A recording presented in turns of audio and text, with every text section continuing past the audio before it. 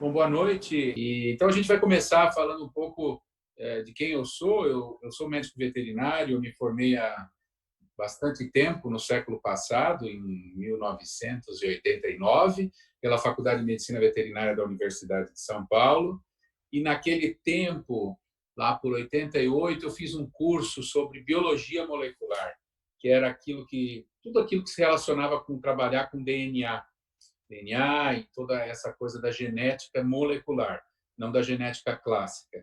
E aquilo me encantou de forma muito grande, muito forte, e eu me interessei por isso e fui atrás desse tipo de conhecimento. Bom, isso me levou a fazer o mestrado, que eu fiz na Universidade Federal do Rio Grande do Sul, em Porto Alegre. Trabalhei com carrapato bovino, um problema que ainda flagela a pecuária, principalmente nas raças taurinas, porque elas têm uma maior susceptibilidade a esse parasita, e esse parasita, o carrapato, transmite doenças, principalmente a babesiose e a anaplasmose, né, que o conjunto chama-se tristeza parasitária, que afeta muito os bovinos, os bezerros. E esse projeto, a gente fez um mestrado lá por 3 anos, trabalhou com o desenvolvimento de uma vacina contra o carrapato usando técnicas de engenharia genética. E aí eu fui convidado pelo professor Vizintim, que era professor de reprodução da Universidade de São Paulo, da faculdade onde eu havia feito a graduação, para voltar e fazer o doutorado. E lá eu fiz o doutorado com um tema também que envolvia a tal biologia molecular, que era a sexagem dos embriões usando técnica de PCR.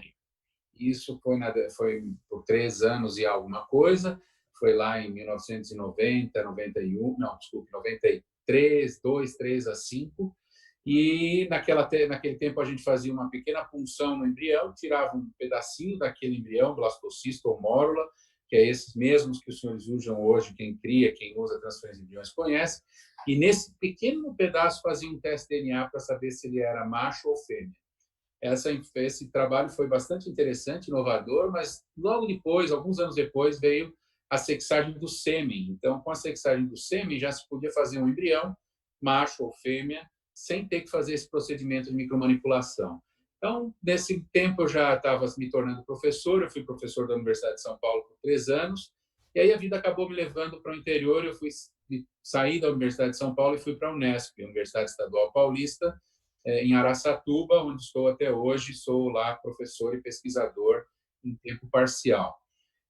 Nesse período também, já na Unesp, onde eu estou desde 97, já faz quase 23 anos, eu tive a oportunidade de fazer 2 experiências internacionais. Eu trabalhei na FAO, na Organização das Nações Unidas para a Alimentação e Agricultura, trabalhando com genética, diversidade genética e conservação da diversidade genética desses animais de produção.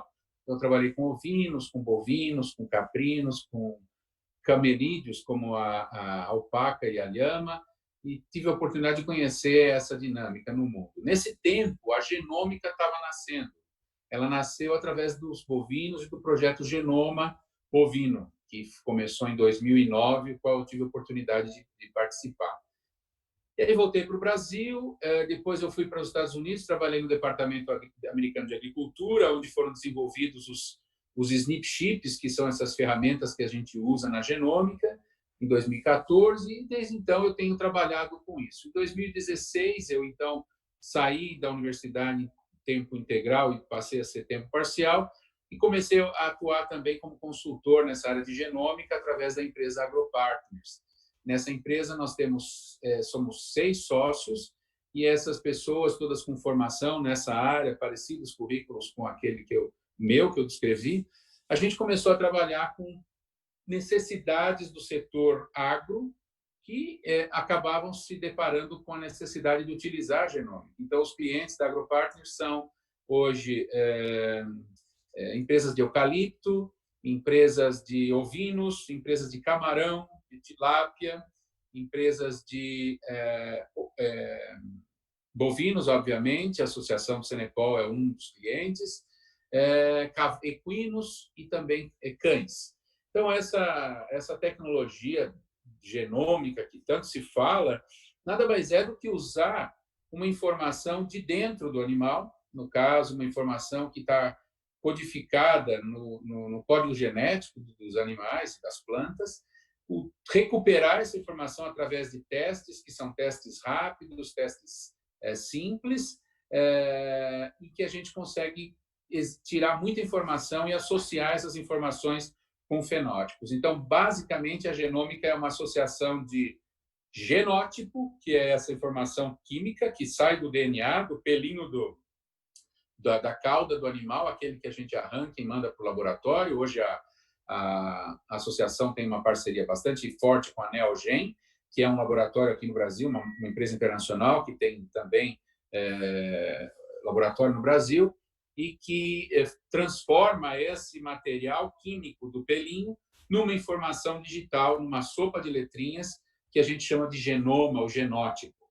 Do outro lado, a gente tem a coleta dos fenótipos, que são aquelas informações que vêm do peso, que vêm da medição, que vêm das características auditadas por técnicos da associação ou pelos próprios criadores. E o que a gente hoje busca é associar a genômica com o fenótipo. E, com isso, gerar uma informação mais precisa, que o criador use para fazer acasalamentos, para fazer descartes, para fazer o manejo da sua atividade pecuária no dia a dia, né? Tudo isso se faz melhor se for feito debaixo de um guarda-chuva da associação, ou de um guarda-chuva de um grupo de criadores. Às vezes é um só criador muito grande, ou um grupo muito grande. Mas, enfim, tem que haver um tamanho, tem que haver uma ordem nisso para fazer isso acontecer. Bom, em 2017, eu fui procurado, à época, pelo colega Pedro Gustin, que foi o anterior presidente da associação, para integrar o conselho técnico, conselho diretivo técnico da associação, o CDT. E eu lhe disse que, puxa, mas eu estou trabalhando com genômica, inclusive falando já de serviços e possibilidade de trabalhar com pessoas do Cenepol, e trabalhar, fazer parte do conselho, talvez possa ter algum conflito. Ele disse, não tem problema nenhum, você é professor, a gente conhece a tua trajetória e a gente gostaria que você ficasse no conselho. E foi isso que eu fiz. Então, participei no primeiro ano do conselho, entendi melhor o que era o Cenepol, quais eram as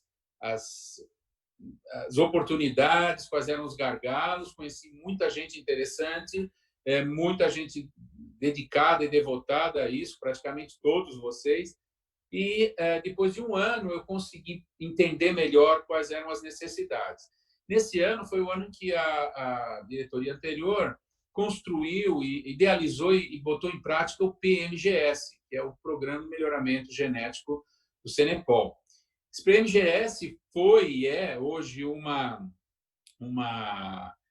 iniciativa que tem justamente o interesse de usar a genômica dentro de um guarda-chuva, que é um guarda-chuva que a associação carrega e mantém, de forma adequada, precisa, eficiente, otimizada, né? Então, eu acho que muitos de vocês já ouviram falar dos 4 pilares do PMGS, mas vale a pena falar deles de novo aqui, porque o tema hoje é genômica, marcadores e as possíveis aplicações. Eu vou falar um pouco desses 4 pilares, que são a base desse programa de melhoramento genético. Esse é um programa que, na minha visão, ele está em linha com o que há de mais moderno e mais preciso com relação ao uso da genômica para o melhoramento genético, e ele faz da Associação Brasileira dos Criadores de Bovinos da Raça Cenepol uma instituição pioneira no Brasil.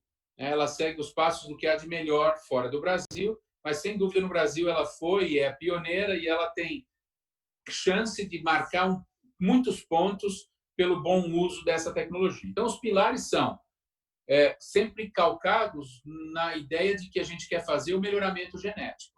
Esse é o objetivo geral. E, para fazer melhoramento genético, a gente tem que ter um objetivo de seleção.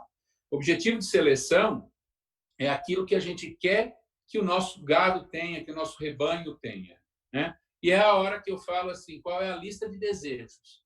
Eu quero um animal que desmame pesado, uma vaca que não emagreça na recria, eu quero um animal que tenha facilidade de parto, que o bezerro seja grande na desmama, que ele tenha marmoreio, maciez, qualidade de carne. Então, põe a lista e vamos atrás dessa lista. Então, o objetivo de um programa de melhoramento genético é definido pelos próprios criadores. E esses objetivos estão hoje refletidos no que é feito na avaliação genética, que hoje é conduzida pela Embrapa, pelo GenePlus, né? Mas, enfim, esse é o objetivo. E com a entrada da genômica, esses objetivos que a gente busca, eles têm que ser mais facilmente, mais precisamente atingidos. Então, os 4 pilares, eles prescindem, eles requerem o uso da genômica. Então, a gente tem o primeiro pilar é o serviço de registro genealógico. É claro e notório que quem é sócio da associação, quem vende genética, quem vende reprodutores, quem comercializa animais no leilão, enfim, quem mexe com genética, tem no serviço de registro genealógico aquela marca de origem, é a denominação de origem. Então, os animais passam por um critério zootécnico de avaliação, etc. E uma das formas de fazer, ou melhor, uma das ferramentas que são importantes no serviço de registro genealógico é a verificação da paternidade, né? Muitas vezes as pessoas dizem, puxa, mas isso é ruim, não é bom, é chato, gasta dinheiro e tal, para quê? Eu acho que cabe aqui a mesma história. Para que a gente tem a escritura de uma casa, né? A escritura está lá, ela tem a metragem, a localização, se bobear for uma fazenda, tem GPS, georreferenciamento e tudo mais. Na verdade, fazer o DNA para o registro é garantir que aquele registro é verdadeiro. A gente conhece casos, situações onde houve erro ou fraude no registro e isso não é bom. Além de não ser bom por uma questão ética e de idoneidade, não é bom porque isso pode prejudicar todas as inferências que a gente faz de melhoramento genético. Se fulano, que é um excelente reprodutor, ele tem a paternidade errada, eu posso, dali para frente, criar uma série de falsas afirmativas e isso danar totalmente os cálculos, né? Tem um ditado que diz, um americano, em inglês, que diz, se você colocar lixo, você vai receber lixo de volta. Então, essa precisão no registro genealógico é importante. A associação já faz isso hoje através dos testes que a gente chama de microsatélite, que é a tecnologia antiga, anterior, e que hoje já está migrando para os SNPs, que é a tecnologia atual, o SNP chip. Então, a gente está muito próximo dessa guinada tecnológica. Então, o que já significa? O pilar número 1, registro genealógico, vai ser sempre cada vez melhor feito e ele usa o teste genômico, que é o SNP chip. Então, o primeiro ponto já ele vamos dizer assim, ele é apoiado pela genômica ao ser usado esse teste para corrigir paternidade. O segundo pilar do Programa de Melhoramento Genético do Cenepol, PMGS, é a avaliação genética. A avaliação genética é o que culmina com o sumário de touros e de fêmeas que é editado em conjunto com a Embrapa. Esse trabalho é feito por técnicos da Embrapa, que analisam fenótipos e analisam pedigree e geram a lista de animais e sua classificação por característica.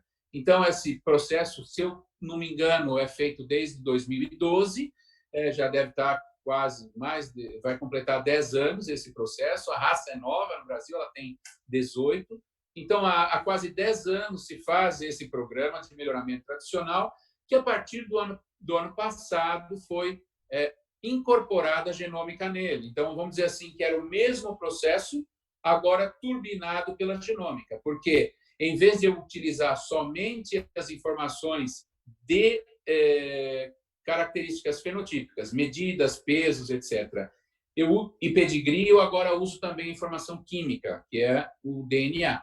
Então, isso começou a ser feito ano passado, agora os sumários já são feitas, as DEPs, com a informação genômica, que qual é a diferença? Elas têm maior precisão. Basicamente é isso. Você tem uma afirmação com maior precisão.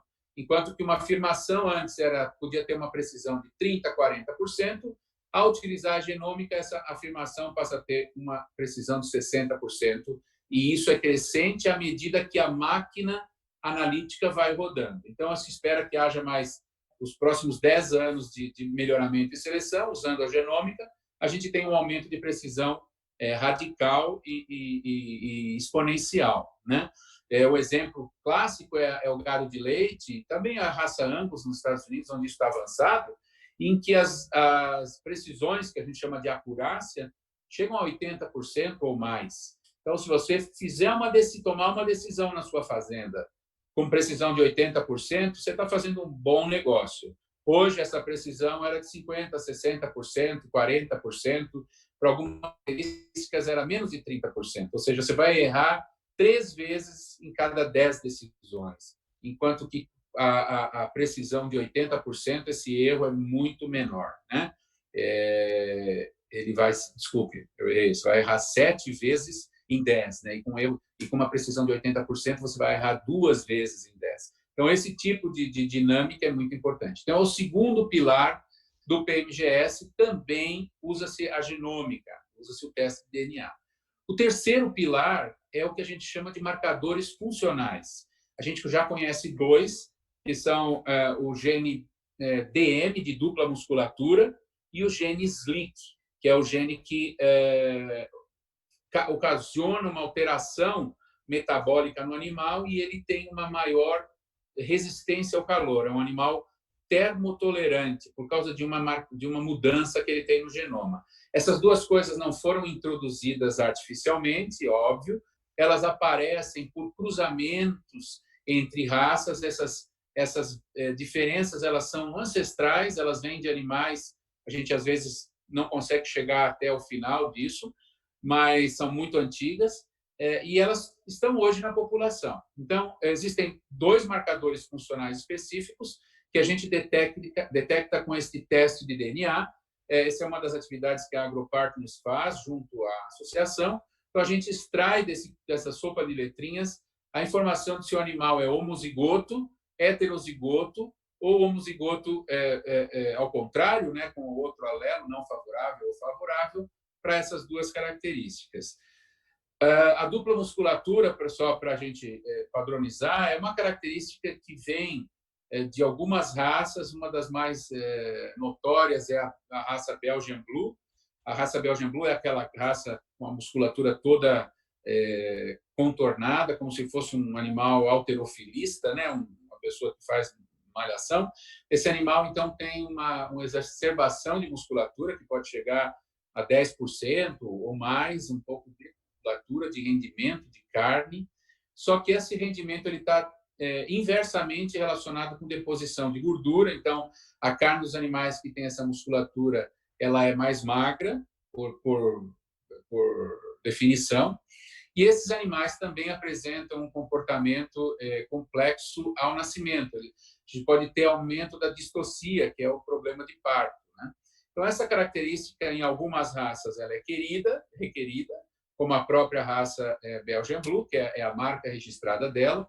Em algumas raças, ela não quer ser propagada. Então, na raça Senepol, tem-se tido o cuidado de eliminar essa mutação usando essa informação e fazendo acasalamentos que diminuam a ocorrência desse gene ou alelo, que a gente chama, esse tipo de gene ruim, da variante ruim, né? E o gene SLIC é o contrário, a gente quer que essa mutação ocorra. Eu arrisco dizer que essa mutação foi a razão do sucesso da raça Senepol. Quando alguém lá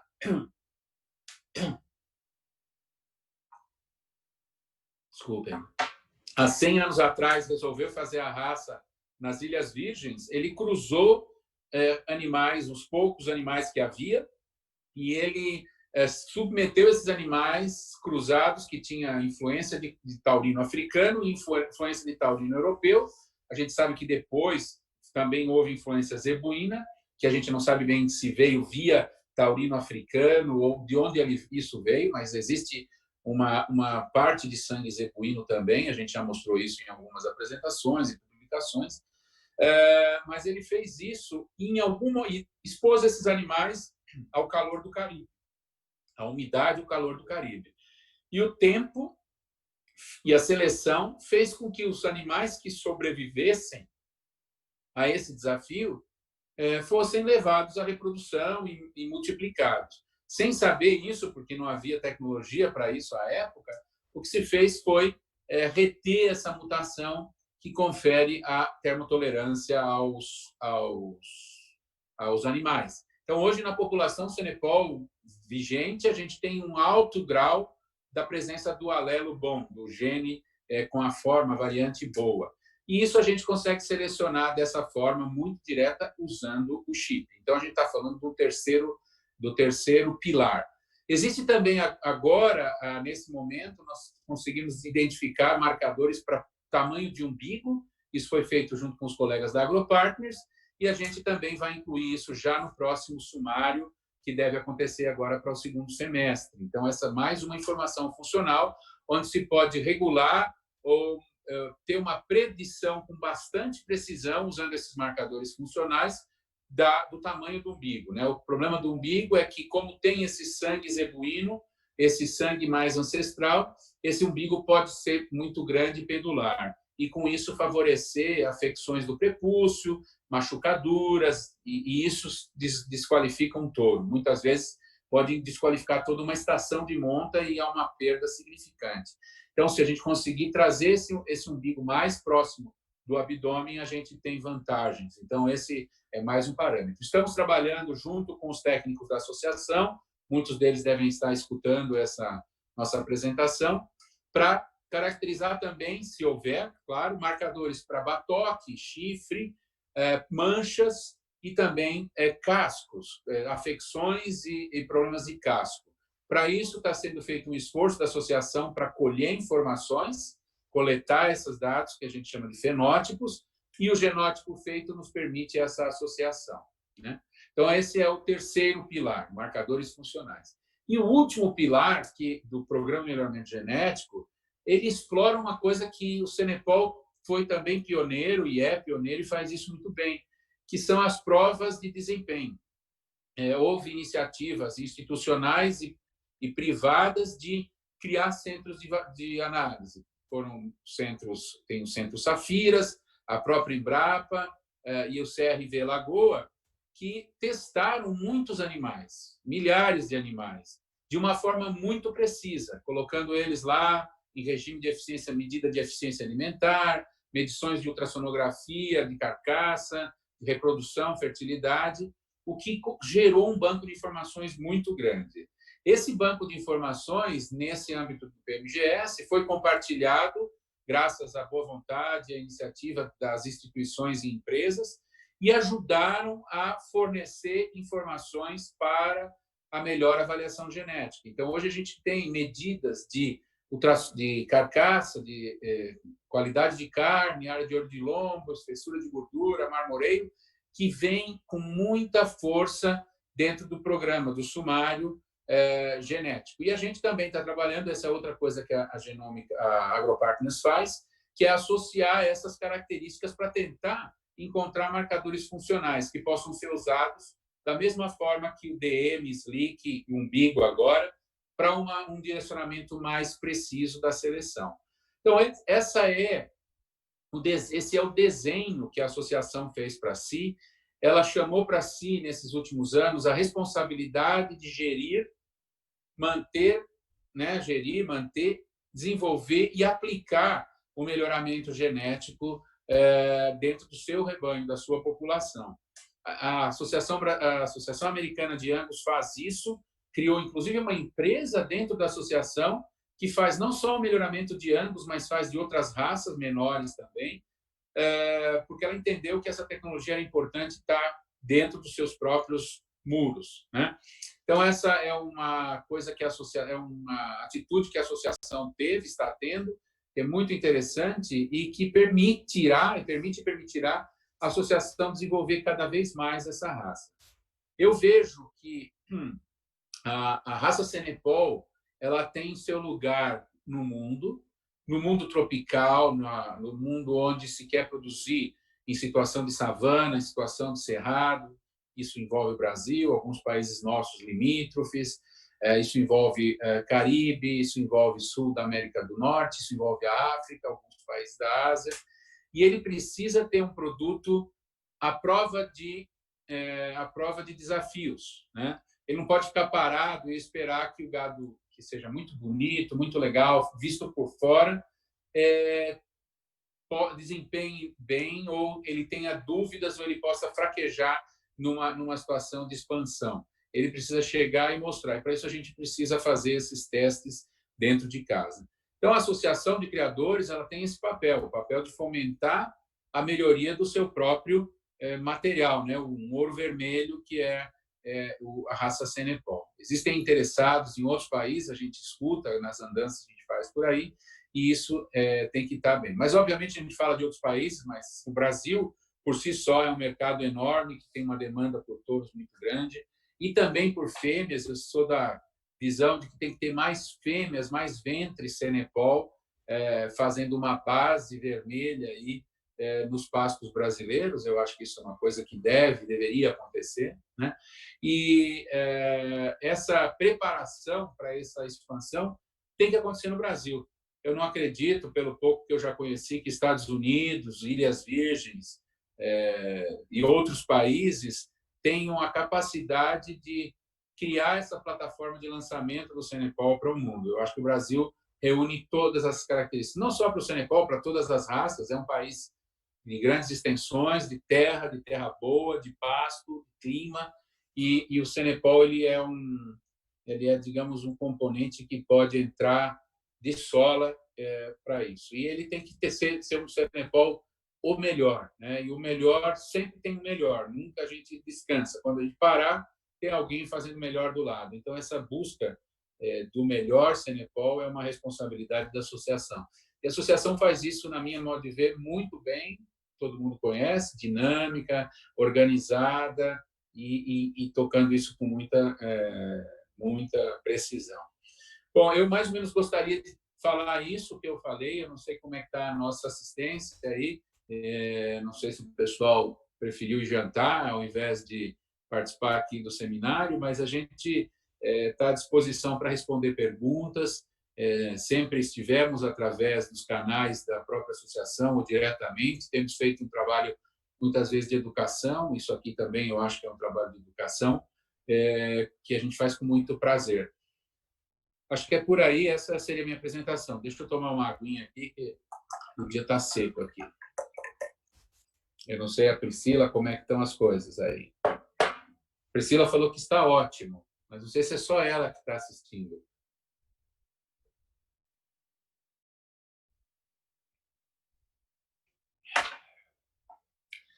Eu gostaria de puxar aqui duas perguntas que me foram enviadas ao longo da semana por um colega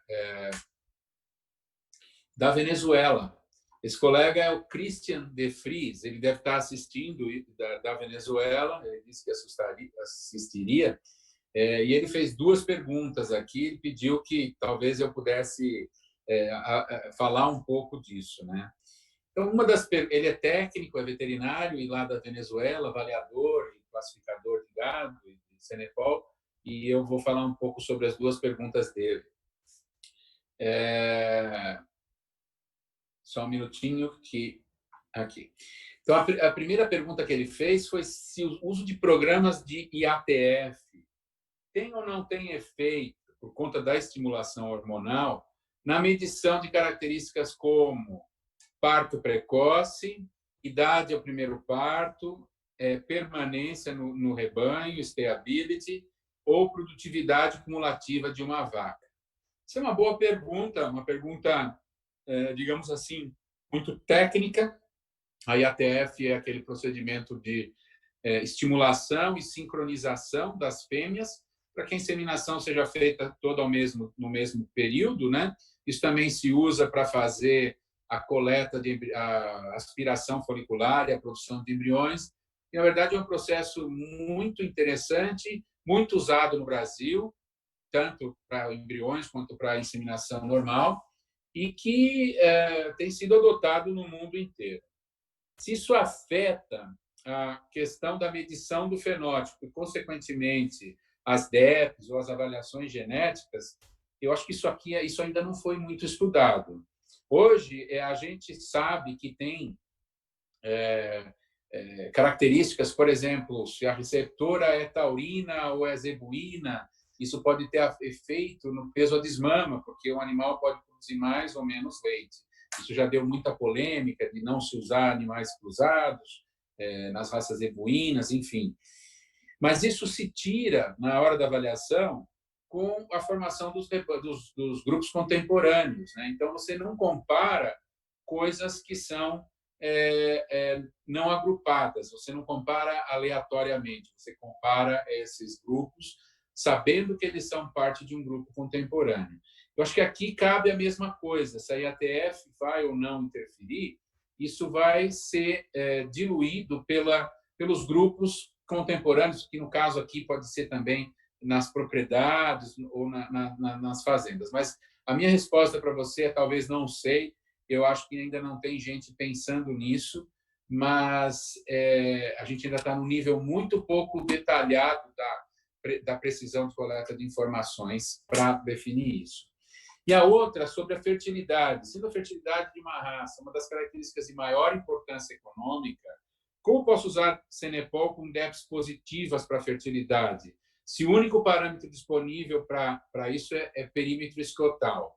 Quanto tempo tem que esperar para ter outras DEPs de fertilidade disponíveis? Essa é uma boa pergunta e eu acho que ela cabe aqui uma resposta muito mais de estratégia do que técnica. A gente, tradicionalmente, se media o testículo, a circunferência escrotal de um macho e se calculavam informações que partem da pressuposição de que se a circunferência escrotal é grande, quanto maior, mais fertilidade também nas fêmeas. Ela pode ter um ovário mais desenvolvido e ela pode produzir mais ócitos e, consequentemente, ser mais fértil. Isso é fato ou isso é algo que se perseguiu, mas porque não se tinha outra coisa. Aí, no caso dos zebuínos, se começou a ver a precocidade sexual. Animais que começavam a ciclar com 18 meses, 16, 14, e hoje, na raça Nelore, que é a principal, se faz uma verdadeira revolução e pode se emprenhar animais com 14 meses relativamente fácil de algumas linhas e algumas origens, né? No caso do Cenepol, a gente tem animais que têm um componente taurino importante e eles são mais precoces do que o normal. Já são mais precoces. Talvez não tão precoces como a raça Angus, mas muito mais precoces do que o Nelore convencional. Então, o problema de fazer outros parâmetros de fertilidade é que, por exemplo, um deles seria a idade ao primeiro corpo lúteo, que seria muito boa, é que essa medida não está ainda muito popularizada. Você precisa de ultrassom, da palpação constante, e isso ainda não se transformou em algo muito popularizado. Mas eu acho que esse seria um fenótipo bacana para colocar.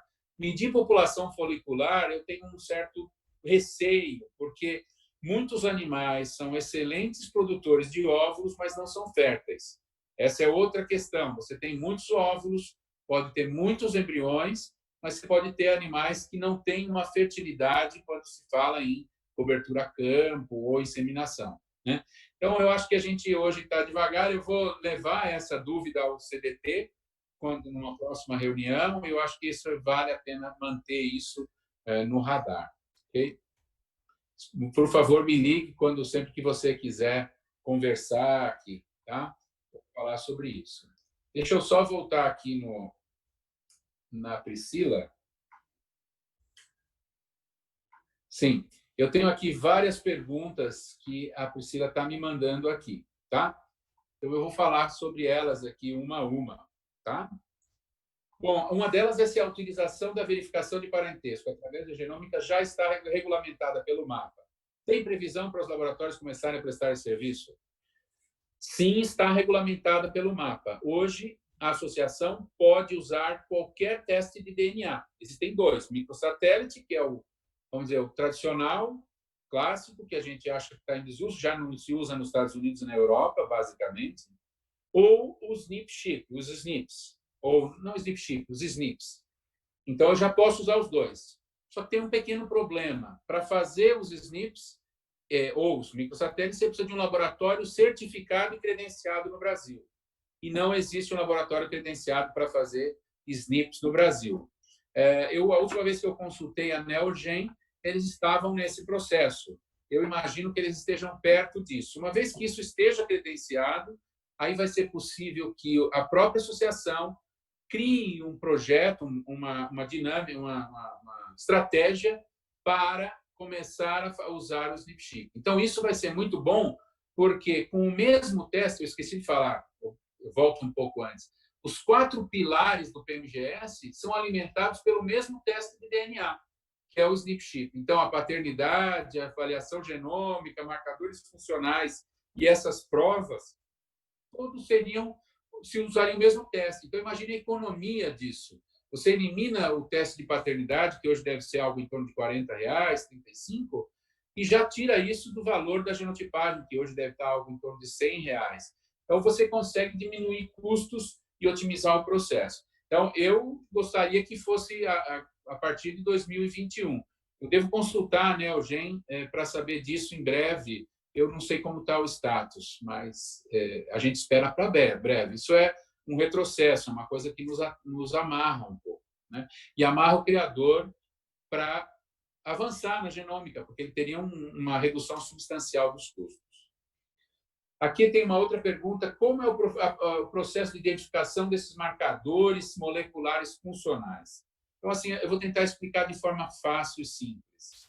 Para você, quando você faz seleção genômica, DEPS genômica, do sumário da Embrapa, você tem uma DEP, que é a diferença esperada no progênio, que é um valor matemático calculado estatisticamente e que tem uma porcentagem de erro, o que a gente chama de acurácia, uma porcentagem de acerto, né? Acurácia. A gente gostaria que fosse de 100%, mas ela acaba sendo menor, porque ela tem um erro admitido dentro desse processo. O marcador funcional, no caso dos 3 que eu mencionei, umbigo, DM e SLIC, como eles são a mutação causal, é a mutação que causa aquilo, nesse caso é a única, né? Essa informação é 100%, é tudo ou nada. Então, ela é total. Algumas características têm mais de um marcador, que é a REG. Então, talvez a gente tenha 3, 4, 5, 10. Então, a gente tem que descobrir quem são esses marcadores para sair um pouco desse erro, dessa acurácia, dessa precisão menor e passar para uma precisão maior. Então, a pergunta específica: como é o processo? Preciso de fenótipo, preciso de genótipo e preciso do negócio chamado bioinformática, que é o que a gente faz, é a nossa especialidade. Associa-se isso com modelos, processos matemáticos, enfim, cálculos e fórmulas. Tem muita publicação, a gente pode enviar, inclusive, através da associação, é só requerer isso, tem um conjunto de artigos científicos desses métodos, e você encontra, então, com muita sorte, se você for eficaz, esses marcadores. Mas tem um problema aqui: eu preciso do fenótipo, eu preciso do genótipo. O genótipo é fácil. A associação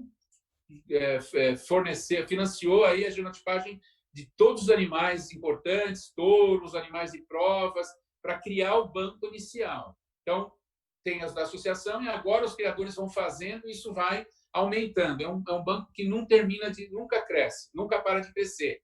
Nos Estados Unidos, em holandês, já são quase 2 milhões de animais genotipados. No Angus, deve ser quase mais de 600 mil. Né? Então, esse negócio cresce. E os fenótipos têm que ser colhidos também. Primeiro, para alimentar o banco, pelo menos no começo, e depois para refinar o banco, para ajustar o banco. Então, bons fenótipos são importantes. Se a gente quer fazer reprodução, idade ao primeiro parto, idade ao primeiro corpo lúteo, tem que medir isso, até que a gente descubra esses marcadores e possa ter bastante confiança para dizer: selecione por ele. Mas sempre a gente vai precisar medir, se não muito, pelo menos uma parte do rebanho. Então, é assim que se descobre, cruzando genótipo e fenótipo. Tá? Por que a escolha somente 2 marcadores como DM e pelo? Não foi nossa escolha. Esses são os que tinham. As características econômicas, né, que seriam o nosso grande objetivo, Saber ali o conjunto de marcas, de pontos que eu seleciono para dar um animal que desmama mais pesado, ou para dar um animal que tem mais marmoreio. Porque eu não tenho fenótipos, então, os fenótipos eram muito poucos, não dava para fazer essas associações, e a gente ainda não tem esses marcadores. Então, o que a gente faz? Duas coisas. Usa a seleção genômica, que tem uma relativamente baixa acurácia, mas é o que temos para hoje, e com isso a gente se movimenta no sentido da seleção para essas características, usando as DEPs ou o índice, aí é o critério do criador, ou faz essa descoberta, que também nós estamos fazendo. E aí é um pouco roleta, ciência, pesquisa, mas a gente já tem esses subsídios todos, então não é uma pesquisa complexa, demorada. A gente já está fazendo isso e espera ter essas informações ao longo do tempo. Tá? Então, a pergunta era assim, por que só os 2 marcadores DM e SLIC e não marcadores econômicos? Nós estamos trabalhando com isso e a ideia é usar os bancos de dados da associação, que estão sendo fortalecidos, de fenótipos e de genótipos, associar, descobrir marcadores novos que a gente possa validar e falar, olha, vai firme. Talvez eles não sejam igual, o uso não seja igualzinho ao uso do DM SLIC, talvez seja um uso um pouco diferente, mas com essa ferramenta, com essa finalidade também. Tipo, em mais uma direção específica, olhando para dentro do DNA, olhando o animal por dentro. Né? Se tem muita informação de ultrassom e provas, existem muitas informações de ultrassom e prova que poderiam ser usadas para acurácia? Sim, existe e já estão sendo usadas. As informações da prova, dos animais de prova, foram incorporadas ao programa de melhoramento, acho que o Gilberto Menezes deve ter falado disso, para melhorar essas acurácias das DEPs do programa de melhoramento, graças à contribuição, à colaboração dos coordenadores, dos responsáveis pelas provas. Então, o que a gente já tem hoje, eu não tenho aqui na mão, infelizmente, as acurácias para mostrar, mas elas já são melhores do que elas eram há algum tempo atrás, e a tendência é que isso melhore cada vez mais. Agora, tem que continuar medindo ultrassom, tem que continuar fazendo prova, porque isso, além de ser um aspecto comercial, ele também tem um aspecto importante técnico aqui. Tá? Bom, aí tem uma pergunta também, outra pergunta genérica aqui. Como é o processo de geração das DEPs genômicas? A Agropartners identificou marcadores para AO, IGS e CAR? Então, são duas perguntas. O processo de gerar DEP genômica é igualzinho ao processo de gerar DEPs não genômicas ou tradicionais, que envolve associar fenótipos com pedigree. Então, fulano acasalou com ciclana, deu beltrano, eu tenho todas as características deles, ao longo das gerações eu associo e ranqueio, eu listo esses animais, classifico. A DEP genômica, o que ela faz? Ela corrige, ela agrega esses pedigrees, corrige esses pedigrees quando eles têm erros, e ela faz, isso é muito simplista, né? Mas ela faz a associação dos marcadores um a um. Então, marcador número 1 com a característica número 1. Tem uma associação, marcador número 2, número 3, número 4, e faz isso de uma forma uma computacional, matemática, e que consegue dar aquilo que a gente chama DEP, que é aquela... quanto mais ou menos esse animal vai imprimir. Então, as DEPs tradicionais, vamos dizer assim, foi o que se tinha por muitos anos, décadas. E elas funcionavam mais ou menos, enfim, se usava isso nas raças. Com a vinda da genômica, essas DEPs e os métodos que se desenvolveram deram um salto. Elas melhoraram a sua acurácia, né? E isso fez com que os programas, raças, começassem a usar mais essa informação. Então, por conta de ter baixa ou média acurácia, muitas vezes elas eram não tanto utilizadas, mas com ao aumento da acurácia, o pessoal abriu o olho e falou, eu vou começar a selecionar por aqui. Isso é claro, por exemplo, no Nelore, isso é claro no giro leiteiro, que começou também há pouco tempo, há 3 anos, a genômica, e hoje já tem 7.000 animais genotipados e DEP para a produção de leite com 80% de acurácia, coisa que não havia. Então, foi um salto quantitativo, as pessoas passaram a usar mais isso. Tá? Então, assim, não é uma quebra de paradigma, a DEP genômica. ela é a melhora do que já se fazia. Se tinha problemas, melhorou bastante e passa a se olhar melhor para elas. Tá? E se a Agropartners identificou marcadores como a OGS e CAR. Nós não fizemos essas análises, porque nós não temos esses dados. Esses dados são de propriedade das provas ou estão em parceria com a Embrapa. A gente não fez, mas a gente está pronto para fazer isso. E quem sabe achar marcadores, eu acredito que não vai ser não é uma mutação que explica, mas marcadores de efeito maior, que a gente chama, e eles possam ser tratados de alguma forma mais inteligente, mais objetiva, para melhorar os animais. Essa é a tendência no mundo inteiro, nas outras raças também, e o Cenepol deve fazer isso também. Mas precisa de dados, precisa dos fenótipos, a gente não tem acesso a eles ainda. Outra dúvida. Hoje temos 14 marcadores moleculares que são realizados e resultados comparados com taurino em geral pela Neogen. Qual a sua opinião quanto à acurácia desse comparativo entre taurinos? Bom, eu não sei se são 14 marcadores moleculares ou são 14 características. A Neogen tem um produto chamado Igenity, que é um produto, uma filosofia já bem antiga, de marcadores associados a características de taurinos, não especificamente Cenepol. E ela cria lá um ranking ou dá uma classificação para um animal. Se eu mandar o pelo de um animal qualquer, ela compara isso com o seu banco de taurinos e diz como ele é para várias características. Um painel aí que, segundo a pergunta, são 14, eu não me lembro. Quais são as dificuldades desse painel? Isso é muito claro. Primeiro, ele foi feito há algum tempo, apesar de atualizado, ele é um painel não feito para Cenepol. O Cenepol é uma raça que tem um componente pequeno de taurino africano, um componente relativamente grande, mas ainda menor, de zebuíno, e um componente maior de taurino. Então, o que dá muitas das características do Cenepol, eles estão envolvidas nessa porção zebuína. Então, o uso desses marcadores e dessas afirmações ou essas informações taurinas de um banco do tipo Igenity realmente está longe da precisão que se quer. Na verdade, nem se tem essa precisão calculada. Eu não posso falar se a precisão é de 5%, 0% ou 50%, mas certamente não é muito alta, por conta do que eu falei. Então, a comparação de acurácia desse teste, eu nem consigo fazer, mas ele me parece não ser o melhor teste para a raça Cenepol. Isso eu ouvi da boca das pessoas da Neogen, né?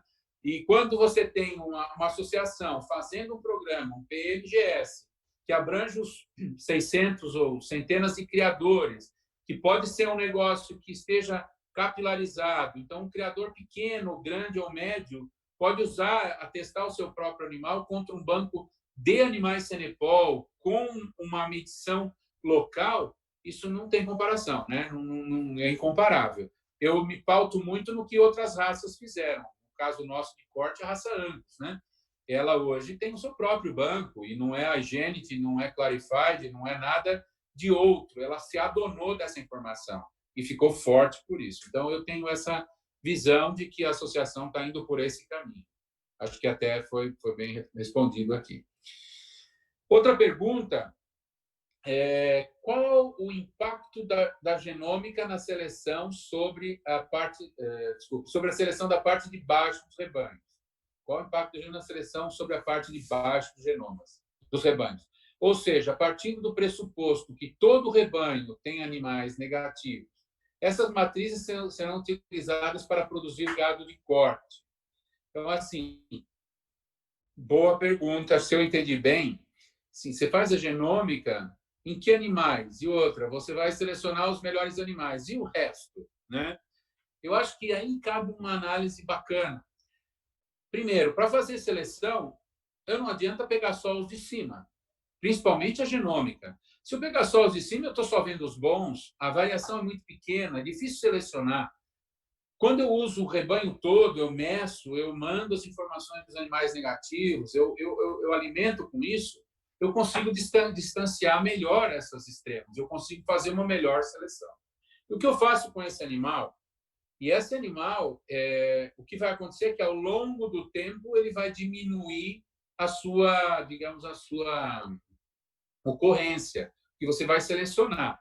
Mas ele é um gado comercial, sim. Essas matrizes podem ser usadas para produzir gado de corte. É o que eu falei de ter um rebanho de fêmeas Cenepol aí produtivas. Então, quem for expandir a produção, sair de uma dinâmica de núcleo de genética, de FIV, de reprodução, embriões, e passar para um gado de campo, ele vai ter oportunidade de testar esses animais no campo. Uma coisa importante é que hoje, no raça Cenepol, não existe o animal perfeito. Eu posso brigar com alguns criadores aqui ao fazer essa afirmação, porque alguém vai dizer, não, o meu é perfeito. E eu te pergunto, e ele, como ele é para marmoreio, que é uma característica tão hoje querida aí, queridinha pelos frigoríficos e pelo consumidor? Ou como ele é na forma da área de ordilombo? Ou como ele é na eficiência desossa? Ele é muito lindo, ele é muito musculoso, ele foi precoce, o bezerro era grande, ele produz, mas ele não é perfeito. Então, muitas vezes, essa perfeição ela vai vir desse núcleo maior. Então, esse gado, entre aspas, pior ou de baixo, ele pode ter características que vale a pena selecionar. Então, você vai jogar um touro bom para essas características, bom para as características que já estão conhecidas nessas vacas e, de repente, selecionar desses animais algum animal bom. E isso é o que se faz hoje no gado, por exemplo, no Nelore. Você tem rebanhos comerciais que são muito bons. Você tem próprios SEIP, os grupos de SEIP que não são registrados, mas que são muito bons, que foram atrás de um objetivo de seleção muito claro e lograram êxito. Então, eu acho que não se joga nada fora e a genômica permite separar bem isso e resgatar, inclusive, os animais desse fundo, que não é fundo, né? Não é descaracterização da raça, mas animais que podem não ser tão bons na classificação, mas que ainda são boas matrizes e podem até gerar bons animais. Tá? Esse é um processo que depende do objetivo de seleção, que eu falei lá na frente, que aqui nós não definimos quais são. Quem define isso são os criadores, né? Mas ele tem hoje um componente muito claro entre animais de carne, musculosos, precoce musculosidade e com qualidade. Acho que eu não preciso falar, mas há uma discrepância aqui que precisa ser harmonizada com o tempo, né? Estima-se prazo para termos marcadores de calo? Bom, é bom esclarecer que a gente gostaria de ter marcadores de calo, mas a gente precisa procurar e achar. A gente descobriu recentemente o gene do chifre, do mocho no Nelore, usando a abordagem que a gente está usando aqui. Mas a gente precisa dos fenótipos, a gente ainda não tem, está sendo colhido, acho que alguns de vocês já participaram, já estão contribuindo, logo, logo a gente deve ter. Assim que tenhamos os dados e façamos as análises, a gente já vai ter uma prévia se tem ou não esses marcadores, como foi com o umbigo, tá? Então, a gente espera que até o fim do ano, se tudo ficar animado agora, enfim, o pessoal colher, com essa história da pandemia, voltar um pouco às atividades, a gente ter isso, né? Outra pergunta, professor, com o avanço da genômica no Cenepol, pode nos dizer quais raças identificaram na origem da raça, além do Red Poll e do Midama? Bom, a gente não identificou, a gente sem dúvida identificou o Nidama e o Red Poll, mas a gente identificou um componente de zebuínos. E aí é difícil saber qual foi. A gente não consegue chegar a esse nível de, digamos, detetive, né, molecular. Até pode-se, mas não sei se vem ao caso e o nível de erro vai ser maior. Mas a gente pode afirmar que o componente zebuíno é bastante importante. E, infelizmente, eu não tenho isso aqui também aberto, mas esses slides já correram mundos. Quem fez a pergunta, se quiser, eu posso mandar a publicação bonitinho, mas você tem o taurino africano, cujo Unidama é a principal raça, sem dúvida porque a história fala que foi Nidama e não tinha muito outro taurino africano. Você tem um componente que deve ser, eu não vou chutar o número, mas, enfim, uma porção menor, uma porção um pouco maior de zebuíno e uma porção grande de europeu. Nesse europeu, pode ter havido várias raças aí. Eu não lembro exatamente quais a gente listou lá, mas eu posso resgatar o artigo e mandar para quem perguntou. Por favor, mande nesse mesmo local da pergunta, mande o seu endereço e fale com a Priscila e a gente encaminha logo na sequência, tá? Mas raças europeias. Eu imagino que foi um processo de tentativa de melhorar características. Eu acredito que foi aí que entrou o DM, a dupla musculatura, né? Enfim, a gente pode aqui fazer uma especulação, espionagem. Eu não sei, eu realmente não sei, mas deve ter tido tentativas de introduzir outras raças. Isso aconteceu em todas as raças. Aconteceu no Nelore, aconteceu no Angus, aconteceu em todas as raças, né? Aconteceu no gir leiteiro. Tem um pouquinho de introgressão, que a gente fala que foi feita há 70 anos, 80, já não tem nenhuma característica externa do animal, mas tem algumas coisinhas, e essas coisinhas podem, inclusive, ser úteis no melhoramento, porque usando a genômica e descobrindo essas coisinhas e associando, quem sabe a gente encontra ali aquele animal mosca branca, né? Que é aquela coisa muito rara, mas que tem um valor. Tá? Bom, tem aqui uma outra pergunta sobre a nomenclatura do DM e do SLIC, né? A gente teve alguma discussão algum tempo atrás. Essa nomenclatura, na verdade, foi feita sem se preocupar muito com a questão acadêmica. A gente fez da forma que a gente acreditou que fosse ser fácil para o criador utilizar. Então, você tem o DM maiúsculo e o DM minúsculo. E o DM, DM, um maiúsculo e um minúsculo. Então, o que você tem são as três possibilidades para aquele locus, para aquele marcador que é único e que diz se o animal é do tipo musculatura dupla ou não. Então, você pode ter duas cópias dele, uma cópia dele ou zero cópia dele. Então, com isso, a gente criou essa nomenclatura que não interessa muito se ela é DM maiúsculo ou minúsculo. O que se padronizou, se eu não estou falando errado, às vezes eu me confundo, é que o DM minúsculo é o DM que não se quer. Então, 2 vezes DM, me corrija se eu tiver errado alguém aí. É o que você não quer ou procura evitar. E o DM maiúsculo, DM minúsculo é o heterozigoto. E o 2DM é o animal que tem a dupla musculatura e não tem a dupla musculatura. No SLIC é o contrário, porque é uma característica que a gente quer que mantenha-se, né? Então, isso está bem explicado no sumário, e vai ser de novo explicado agora no sumário. Tem muitas publicações da associação, e eu acho que isso acho que já se chegou a um bom ponto, né? Essa forma que a associação adotou foi uma forma muito mais para facilitar a vida do criador, em que ele saiba, maiúsculo ou minúsculo, o que ele quer. E outra, a gente fala de não usar, mas um animal muito bom, que seja heterozigoto, ele pode ser usado e deve ser usado. Mas a gente tem que cuidar para não desculpe, eu recebi aqui, alguém me corrigiu. O DM grande é o indesejável. Desculpe, o Celso mandou uma notícia aqui. E o SS SLIC é o desejável. Então, desculpe. Mas a pergunta não era essa, mas aproveitando para explicar, o que se busca selecionar se fez de maiúsculo. E então, assim, você procura retirar. Então, DM é o indesejável maiúsculo. Então, DM, você não quer que aconteça. Mas se você tiver um DM maiúsculo e um DM minúsculo, você pode utilizar esse animal e acasalá-lo com animais que sejam DM pequeno. Então, a chance de você ter um animal que ainda carrega aquele alelo é de 50%. Então, você vai retirando aos poucos, sem perder as outras boas características desse animal. E no caso do SLIC, é o SS. Então, essa nomenclatura foi definida no primeiro momento e foi mantida porque a gente acredita que vai incorporando isso. Há discussões acadêmicas sobre como fazer nomenclatura de alelos, mas a gente não acha que isso seja algo tão importante aqui, né? Desculpe, Celso, obrigado por a minha correção. Às vezes a gente se confunde aqui, porque tem várias coisas simultâneas.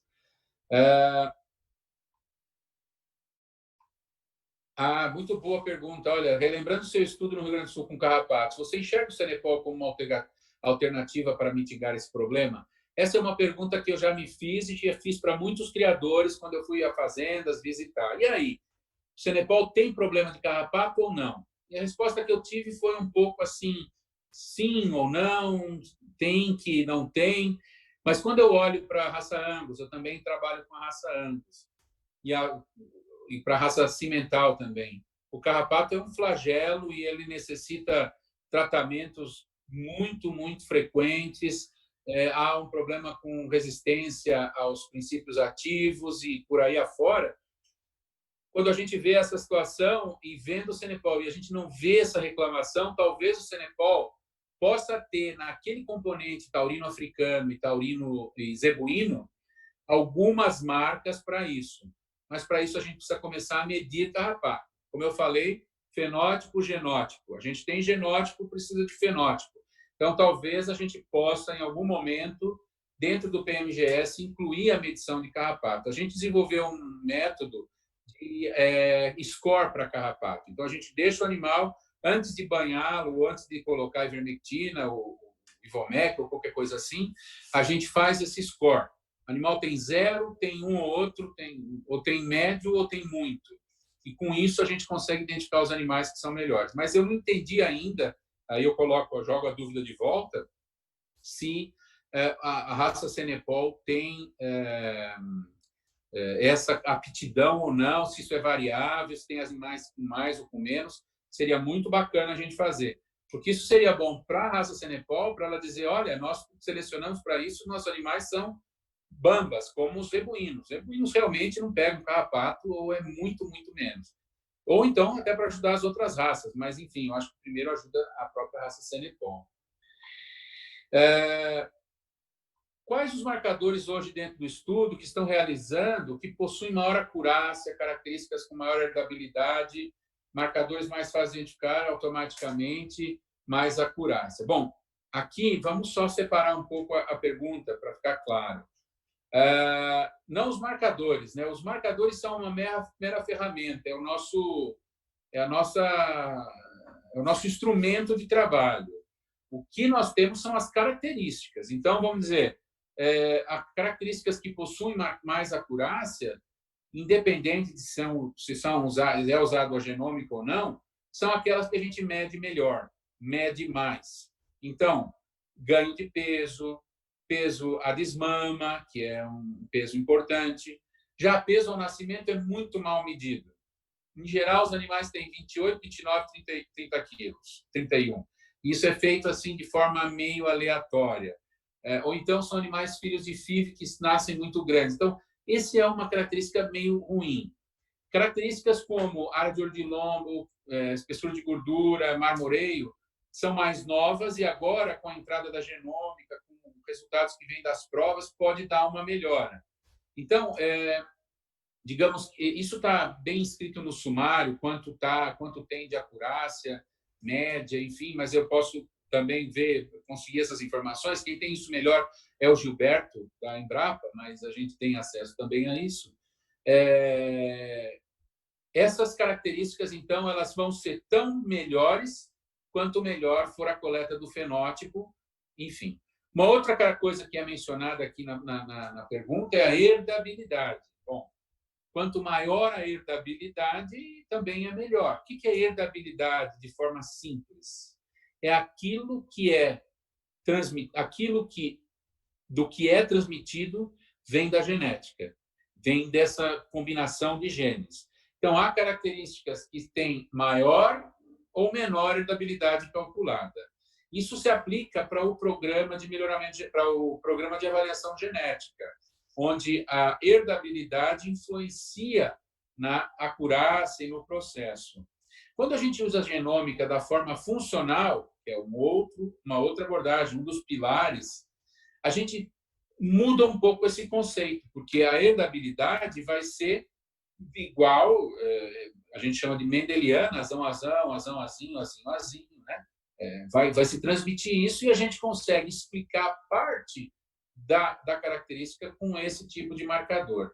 Então, hoje, eu não sei exatamente o objetivo da pergunta, mas as principais características com mais herdabilidade, com mais acurácia, são aquelas que eu mencionei de pesos nos diferentes momentos e peso a desmama, né? E as outras têm, às vezes, uma menor heredabilidade. Mas com a entrada dos dados genômicos, dos dados das provas e tudo isso junto no caldeirão, deve aumentar. A gente precisaria fazer uma análise. Eu vou anotar também essa pergunta, porque eu acho que é uma pergunta interessante para os criadores saberem como anda essa coisa da acurácia. Eles têm que ter isso na ponta da língua para poder saber quanto eles confiam numa DEP ou no uso dessa informação para fazer os seus tomada de decisões, acasalamentos. Então, acho que essa pergunta é muito boa. Não tem mais perguntas aqui na lista. Eu não sei se tem ou se alguém gostaria de fazer mais alguma pergunta. Vou aproveitar para tomar uma água.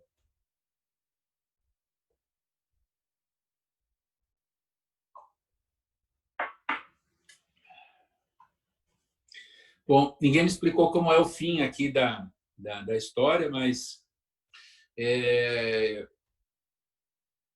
Opa, bem-vindo a alguma pergunta, mas não sei se é o... Só um minuto, por favor. Priscila está escrevendo.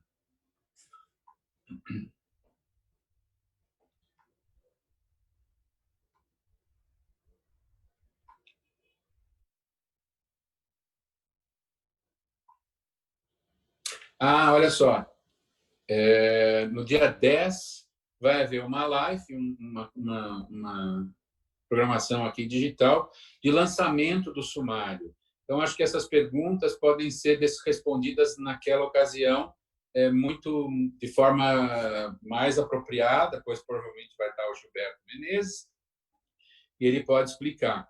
Mas essa informação existe, está lá e a gente pode trazer também. Se alguém que fez a pergunta quiser fazer essa pergunta e mandar para a gente encaminha a resposta, tá bom? Bom, eu queria só, a título de finalização, dizer que, como eu já falei no começo, a raça Cenepol, através da sua associação, tem sido muito dinâmica e muito arrojada e muito em linha com o que se espera hoje de uma raça de corte que quer propagá-la não só no Brasil, mas através das fronteiras, continentes e fora do continente. E isso, para mim, é notório. Eu tenho muita satisfação de ter feito parte disso até agora, como membro do CDT, na última gestão e agora, e depois também como prestador de serviços, junto à última gestão, a qual deu todos os subsídios para que a gente pudesse criar essas bases. Hoje, tudo que foi feito está armazenado e organizado em banco de dados, de forma acessível para as pessoas que trabalham na associação ou para as pessoas que pesquisam ou estão juntos. A ideia é que realmente isso se torne um patrimônio da associação e permitam com que ela faça do Cenepol o Cenepol do mundo, seu Cenepol do Brasil, que passe pelo Brasil e passe muito bem. Essa vocação está aí. Então, eu agradeço muito e agradeço também ao Itamar, que é o novo presidente e tem sido também bastante receptivo, está seguindo na mesma toada técnica. E eu desejo a vocês todos assim um resto de ano muito bom, que essa situação meio que inesperada e diferente termine logo e tudo volte à normalidade, a gente consiga operar e fazer aquilo que são os nossos planos, nossos sonhos, né, sem perder de vista a realidade. Eu agradeço muito, foi uma experiência diferente para mim, interessante, espero estar com vocês pessoalmente muito logo. Bom? Um abração e boa noite para todos.